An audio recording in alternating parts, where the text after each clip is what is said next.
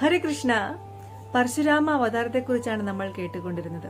കഴിഞ്ഞ വീഡിയോയിൽ നമ്മൾ മഹർഷി ജമദഗ്നിയുടെ പത്നിയായ രേണുക നർമ്മദാ നദിയിൽ ജലമെടുക്കുവാൻ ചെന്നപ്പോൾ ചിത്രരഥൻ എന്നറിയപ്പെടുന്ന ഒരു ഗന്ധർവൻ അപ്സരസുമാരുമായി ജലക്രീഡ നടത്തുന്നതാണ് അവൾ കണ്ടത്.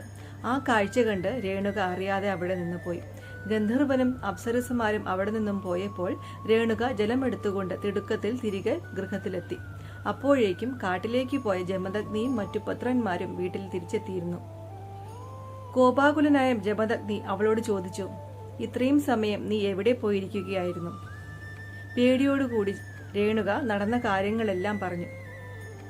കോപാകുലനായ ജമദഗ്നി അവളോട് ഇപ്രകാരം പറഞ്ഞു, നീ മലിനയും പാംസുലയും പാതിവൃത്യം നഷ്ടപ്പെട്ടവളുമായി തീർന്നിരിക്കുന്നു. ഇനി നീ ജീവിച്ചിരിക്കുവാൻ യോഗ്യതയില്ല.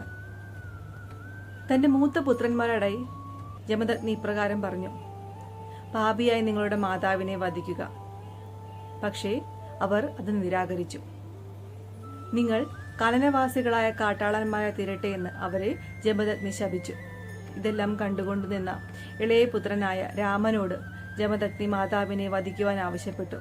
അവൻ ആദ്യം മടിച്ചു നിന്നപ്പോൾ അവന്റെ കയ്യിൽ വാളെടുത്ത് വെച്ചുകൊണ്ട്, മടിക്കേണ്ട ആവശ്യമില്ല, നിന്റെ മാതാവ് പാപിയായി തീർന്നിരിക്കുന്നു, അവളെ വധിക്കുക. ഉടൻ തന്നെ പരശുരാമൻ തന്റെ മാതാവിനെയും 3 ജ്യേഷ്ഠന്മാരെയും വധിച്ചു.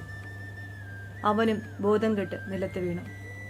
പരിഭ്രാന്തനായി തീർന്ന ജമദഗ്നി തന്റെ പുത്രനെ എണീൽപ്പിച്ചിട്ട് ചോദിച്ചു, നിനക്ക് എന്ത് വരമാണ് വേണ്ടത്?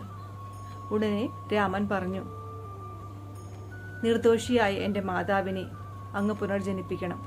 അതുപോലെ തന്നെ എൻ്റെ ജ്യേഷ്ഠന്മാർക്ക് കൊടുത്ത ശാപവും നീക്കി അവരെയും പുനർജനിപ്പിക്കണം.